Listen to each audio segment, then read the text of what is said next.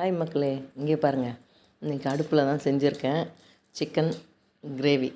அது சிக்கனை கழுவி வச்சுருக்கேன்.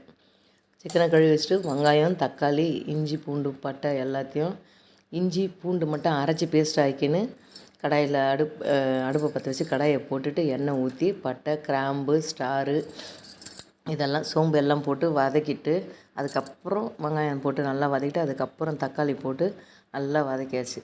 அதுக்கப்புறம் லாஸ்ட்டாக இஞ்சி பூண்டு பேஸ்ட்டு வச்சுருக்கேன் பாருங்கள். இஞ்சி பூண்டு பேஸ்ட்டை போட்டு நல்லா வதக்கணும். அந்த பச்சை வடை போகணும். பச்சை வடை போன பிறகு அதுக்கப்புறம் அதுக்குள்ளேயே மிளகாத்தூள், மஞ்சத்தூள், அதாவது உப்பு அதிலே வச்சுருக்கேன் தனியாக. எல்லாம் போட்டு நல்லா அதுக்கப்புறம் வெங்காயம் தக்காளி வதங்கின பிறகு கறி போட்டு நல்லா அது கொஞ்சம் நல்லா வதங்கினா தான் அது அந்த வதங்கின பிறகு அதுக்கப்புறம் இந்த நான் சொன்ன மஞ்சத்தூள், மிளகாத்தூள், உப்பு எல்லாம் தனியாக வச்சுருக்கேன். அதை போட்டுட்டு அதையும் நல்லா வதக்கி விடணும். வதக்கி விட்டுட்டு அதுக்கப்புறம் நம்மளுக்கு தேவையான தண்ணி வைக்கணும். இருங்க, இது ஃபஸ்ட்டு வதங்கட்டும்.